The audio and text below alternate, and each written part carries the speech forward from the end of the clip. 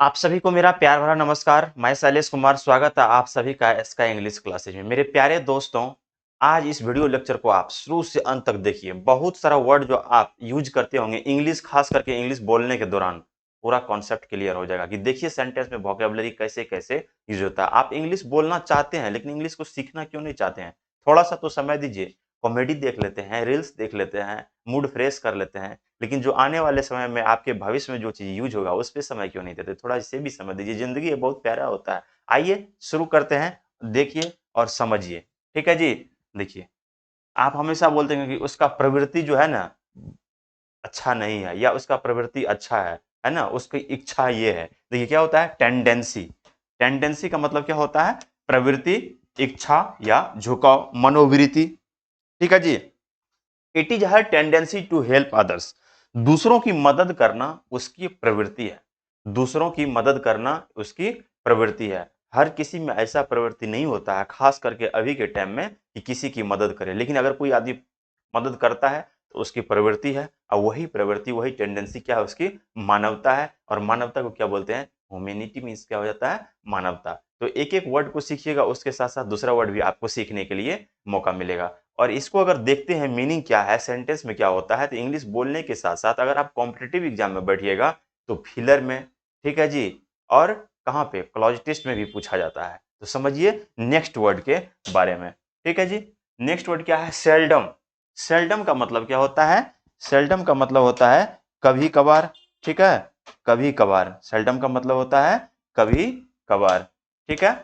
Seldom का मतलब होता है कभी कभार। ठीक है? कभी कभी, कभी कभार या कभी। देखिए, seldom she goes to market. ठीक है?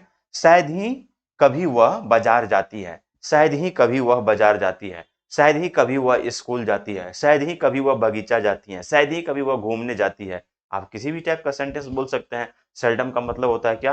कभी कभी या कभी कभार। ठीक है? Seldom she goes to market, seldom she goes to school, seldom she watch movie. ठीक है? अब बोल सकते हैं बढ़िया से, कहीं कोई दिक्कत नहीं है। ठीक है? Seldom she goes to college बोल सकते हैं, बहुत सारा सेंटेंस बोल सकते हैं। ठीक है? तो देखिए, र्यूमर। र्यूमर का मतलब क्या होता है जी? अफवाह। र्यूमर का मतलब क्या होता है? अफवाह। जैसे कभी कभी होता है क्या, जो वास्तविक बात होना चाहिए, जो वास्तविक मैटर होना चाहिए, उस पे आदमी फोकस नहीं करके क्या होता है, कुछ गलत चीज, है ना, बिना मतलब का चीज होता है कि अफवाह फैला दिया, आदमी को जानकारी दे दिया सोशल मीडिया पे कि यहाँ पे ये घटना हुआ है, जबकि उसका निरीक्षण होता है, जांच होता है, वास्तविकता का पता ही नहीं रहता है कि ये घटना सही में हुआ है। ठीक है जी? तो अब क्या है? They are spreading rumour about her. वे उसके बारे में अफवाह फैला रहे हैं। वे उसके बारे में अफवाह फैला रहे हैं। ठीक है जी? नेक्स्ट देखिए, नेक्स्ट है सिंप्लिसिटी। सिंप्लिसिटी का मतलब होता है सरलता या सादगी। सरलता या सादगी, ये क्या होता है इस चीज को समझिए। Her simplicity makes her look beautiful. उसकी सादगी उसे खूबसूरत बनाती है। जरूरी नहीं है कि आदमी जो अपने रूप से सुंदर है, शकल से सुंदर है, वही तो सुंदर होता है ना? रूप से सुंदर नहीं भी हो, लेकिन उसमें शिष्टता, संस्कार, सादगी जब अच्छा होता है, वो भी उसका एक क्या है? सुंदरता है। ठीक है जी? तो उसकी सिंप्लिसिटी, जो उसमें सादगी है, वो उसे क्या करता है? सुंदर बनाता है। ठीक है? नेक्स्ट देखिए, रीजन। रीजन का मतलब क्या होता है? कारण। हमेशा सुनते होंगे। ठीक है? He is the reason for her happiness. वह उसके खुशी का कारण है ना? या कोई आदमी फेल होता है, एग्जाम में नंबर नहीं आया, बोलता है व्हाट इज द रीजन, है ना? क्या कारण क्या है? किसी भी चीज का वजह जो जानने के लिए किसका यूज किया जाता है? रीजन का यूज किया जाता है। ठीक है? उसके खुशी का कारण, वह उसके खुशी का कारण है। किसी के पिताजी उसके खुशी का कारण है कि पिताजी इतना कमा के रख दिया है कि बेटा कुछ करता नहीं, पूरा इंजॉय उस पे कर रहा है। ठीक है जी? नेक्स्ट वर्ड देखिए, नेक्स्ट क्या है? नेक्स्ट है स्कार्सिटी। देखिए बहुत ही बढ़िया से समझिए, ये जो बता रहे हैं स्कार्सिटी, बहुत बार क्या हुआ है बैंक एग्जाम में भी, और एसएससी में, किस में, फिलर में पूछा गया है, क्लॉज टेस्ट में भी पूछा गया है, और किसमें, क्लॉज टेस्ट में पूछा गया है, फिलर में पूछा गया है। और समझिए कहाँ पे होता है, जब इंग्लिश बोलिएगा तो हमेशा यूज होता है। हमेशा आदमी बोलता है स्कार्सिटी। स्कार्सिटी का भी मतलब होता है कमी, और इसके बाद वाले वर्ड है लैक। लैक का भी मतलब होता है कमी।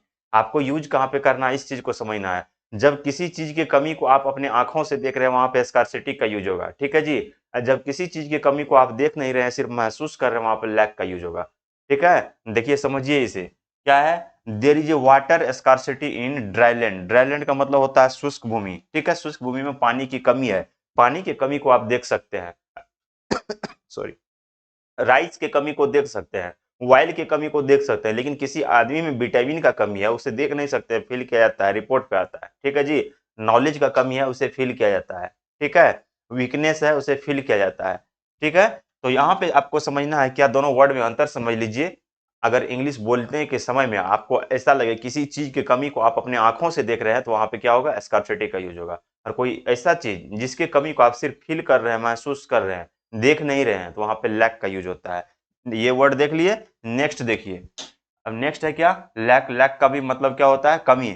The kid has a lack of nutrition. Nutrition का मतलब क्या होता है, पोषण। बच्चे में पोषण की कमी है। कुछ कुछ बच्चा ऐसा होता है, जन्म लेता है जी, 6 महीना साल भर का हो गया, लेकिन शारीरिक रूप से बहुत कमजोर होता है। उसमें क्या होता है, पोषण का कमी होता है। जो पोषण होना चाहिए खाने पीने की नहीं, वो बच्चा तो उस टाइम में खाते नहीं है। जो पीने की मात्रा में, जो उसका मदर का जो मिल्क होता है, या बाहर का भी कुछ कुछ ऐसा चीज आता है पीने के लिए, बच्चे को जो प्रचुर मात्रा में मिलना चाहिए वो नहीं मिल पाता है, ठीक है जी। जब नहीं मिल पाता है तो शारीरिक रूप से क्या होता है, कमजोर होता है, न्यूट्रिशन नहीं होता है। तो न्यूट्रिशन की कमी है ना, या विटामिन की कमी है, या नॉलेज की कमी है ना, इस चीज की कमी को दर्शाने के लिए किसका यूज किया जाएगा, लैक का यूज किया जाएगा। एक बार फिर से समझ लीजिए, बहुत इंपॉर्टेंट है कि किसी भी एग्जाम में आपको खास करके फिलर में बहुत बार पूछा गया है। स्टूडेंट वहां पे क्या होता है, कंफ्यूज हो जाता है। जब किसी चीज की कमी को आप अपने आंखों से देख रहे हैं, स्कार्सिटी का यूज होगा। जब किसी चीज की कमी को आप फील कर रहे हैं, देख नहीं रहे हैं, वहां पे लैक का यूज होगा, ठीक है। नेक्स्ट देखिए जी, इमिटेट। इमिटेट का मतलब क्या होता है, नकल उतारना। यहाँ पे समझिए, नकल करने के लिए भी अकल चाहिए। हर कोई आदमी नकल नहीं कर सकता है। नकल करने के लिए भी क्या चाहिए, अकल चाहिए, ठीक है। Small kids imitate and learn. छोटे बच्चे क्या करते हैं, नकल करके सीखते हैं। छोटे बच्चे क्या करते हैं, नकल करके सीखते हैं। छोटे बच्चे नहीं, बड़ों आदमी भी नकल करके सीखते हैं, है ना। पूरा दुनिया एकदम कॉपी पेस्ट पे चल रहा है, नकल करके सीखते हैं। जो छोटा छोटा बच्चा होता है, स्कूल जाता है पढ़ने के लिए, वहां पे जो मैम लोग होती है, क्या करते हैं, बाबू ये देखो क्या है, फिर उसको नकल करते हैं, बच्चा उस पे उतारते हैं, ठीक है। तो नकल करके सीखते हैं। लेकिन बात यहाँ पे समझना ये है, किसी भी चीज का अगर आप नकल कर रहे हैं, तो नकल करने के लिए भी अकल चाहिए, अकल, ठीक है जी। नेक्स्ट है नेग्लिजेंस। नेग्लिजेंस का मतलब क्या होता है, लापरवाही। कभी भी इस चीज को अपने जिंदगी में मत आने दीजिए। जिस दिन आपके लाइफ में लापरवाही आ गया, ठीक है, उस दिन आप बर्बादी के कगार पे चले गए, ठीक है जी। उस दिन बर्बादी के कगार पर चले गए। क्या है, he showed negligence at work. वह काम में लापरवाही दिखाता था। वह काम में क्या है, देखिए क्या था कि वह काम में लापरवाही दिखाता था। लापरवाही जब दिखाता था तो उसको हटा दिया होगा, ठीक है। जब आप लापरवाही बरतते हैं, क्या होता है, परेशानी होती है, काम से हटा दिया जाता है। चाहे आप स्टूडेंट हो या एम्प्लॉय हो, कहीं काम करता हो, नेग्लिजेंस जो लापरवाही है कभी भी मत आने दीजिए। हमेशा अपने काम के प्रति सजग रहिए, मेहनत से कीजिए। आदमी स्नान करता है, पूजा करता है जी, मंदिर जाता है, बोलता है हे प्रभु मुझे सफल बना दीजिए। जितनी पवित्रता के साथ आप मंदिर जाते हैं, उतनी पवित्रता के साथ, उतने दिल से, उतने ही मन लगा करके अगर आप आदमी काम करता है, तो वही काम सफलता दिलाती है, ठीक है जी। ईश्वर एक माध्यम है, लेकिन सफल होने के लिए आदमी को मेहनत करना पड़ता है। इसलिए कहा गया work is worship and knowledge is power. कर्म ही पूजा है और ज्ञान ही शक्ति है, ठीक है जी। आदमी शारीरिक रूप से कितना ही मजबूत हो अलग बात है, लेकिन मानसिक रूप से जब मजबूत रहता है, तो उसको पूरा दुनिया में कोई नहीं हरा सकता है, ठीक है। तो आपको क्या करना है, लापरवाही कभी नहीं बरतना है, मेहनत करना है, ठीक है जी। देखिए एल्योर का मतलब क्या होता है, लुभाना, ललचाना। क्या है, the leader tried to allure the people with money. Leader पैसों से आदमी को ललचाने की कोशिश की। अभी देखिए आने वाले चुनाव है जी, किसी का नाम नहीं लेना चाहेंगे, लेकिन आपको समझना है कि कोई भी पॉलिटिकल पार्टी जो उतरेंगे आपको स्पीच देने के लिए, वो अपना क्या करेंगे, एकदम रेवड़ी बांटेंगे। ये फ्री वो फ्री, है ना, बहुत सारा चीज फ्री करते हैं, इतना रोजगार आएगा, ये आएगा, बहुत सारा चीज बोलते हैं, तो ललचाने की कोशिश करते हैं। तो एल्योर का मतलब क्या होता है, ललचाना या लुभाना। और पॉलिटिकल पार्टी को तो छोड़ दीजिए, अगर आप अपने घर में हैं, आपको घर में छोटा छोटा बच्चा होता है, आपका भांजा होता है या भतीजा होता है, या आपका बेटा हो या बेटी हो, तो उसको क्या होता है, आप लुभाते हैं। कहीं से गए, बोलते हैं मामू टॉफी दीजिए टॉफी, है ना, तो आप उसको तो टॉफी दो, टॉफी देंगे, लेकिन तुमको मेरे पास आओ, यहाँ पे आओ, क्या बोलते हैं, तो टॉफी देके, कलम देके जो बच्चे को लुभाते हैं। एल्योर का मतलब लुभाना या ललचाना होता है। लुभाने या ललचाने के अर्थ में आप कहीं भी यूज कर सकते हैं। ठीक है जी। नेक्स्ट देखिए, as a result. As a result का मतलब क्या होता है? नतीजतन या फलस्वरूप। नतीजतन या फलस्वरूप। देखिए सेंटेंस में देखिए, there was heavy pollution in the city, as a result exam were delayed. शहर में भारी प्रदूषण था, नतीजतन परीक्षा में देरी हुई। शहर में काफी प्रदूषण था, उसी के फलस्वरूप क्या हुआ? परीक्षा में देरी हुई। एज ए रिजल्ट का और दूसरे जगह भी है ना यूज कर सकते हैं। तो देखिए वर्ड दिया गया है, उसका मीनिंग दिया गया है और उस चीज को आपको सेंटेंस में कैसे यूज किया गया है ये भी बताया जा रहा है, ताकि आपको कभी इंग्लिश बोलते हैं तो उसमें परेशानी ना हो, दिक्कत ना हो। बात ये होता है कि इंग्लिश बोलना लिखना सब चाहता है, लेकिन पढ़ना उतना देर नहीं चाहता, उतना समय देना नहीं चाहता है, क्योंकि हर वो चीज जो आपको पल भर का खुशी देता है वो आगे की ओर लाइफ में सफलता की ओर कभी नहीं ले जाती है।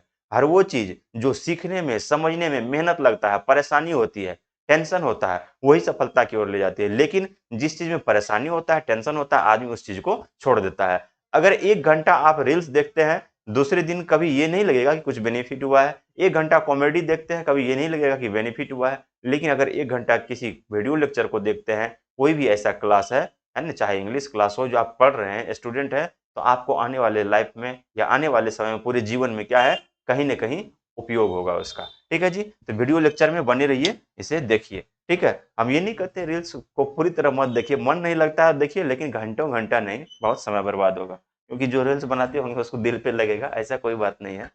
ठीक है। देखिए हॉटी का मतलब होता है घमंडी। हॉटी का मतलब क्या होता है? घमंडी। He is a haughty person, वह एक घमंडी आदमी है। He is a haughty person, वह एक घमंडी आदमी है।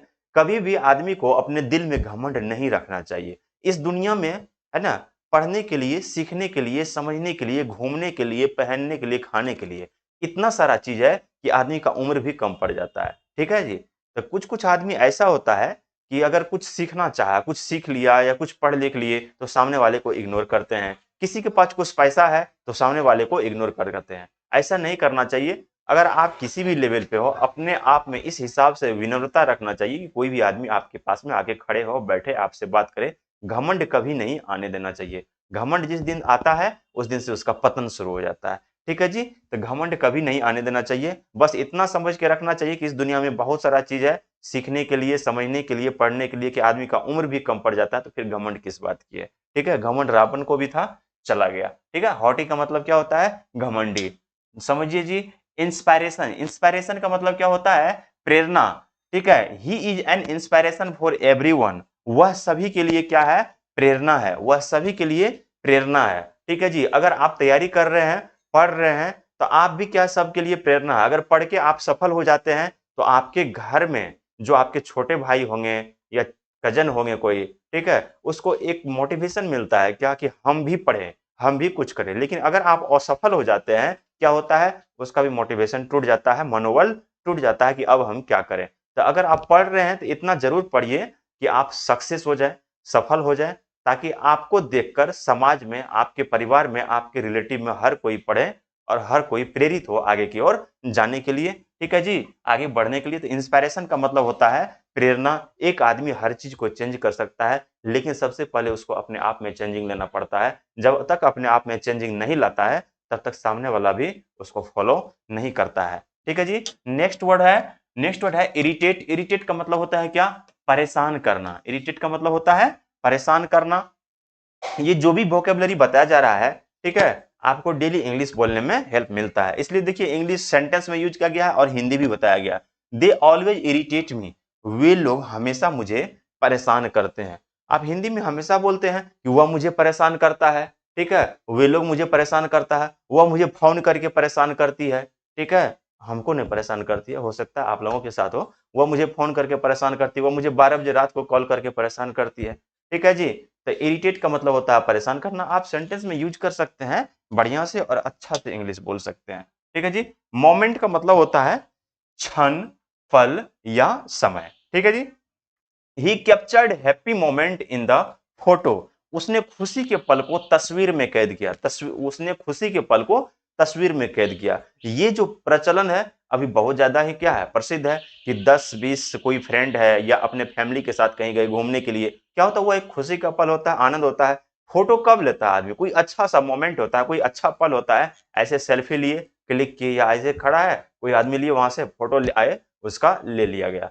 तो क्या होता है, अच्छा मोमेंट होता है, खुशी का पल होता है, उसको आदमी बहुत ही इंजॉय करता है और यादगारी के लिए उसका फोटो लेके रख लेता है। तो मोमेंट का मतलब होता है क्षण या पन, क्षण या सॉरी फल पल होता है। तो हैप्पी मोमेंट भी बोल सकते हैं, खुशी का पल। ठीक है जी।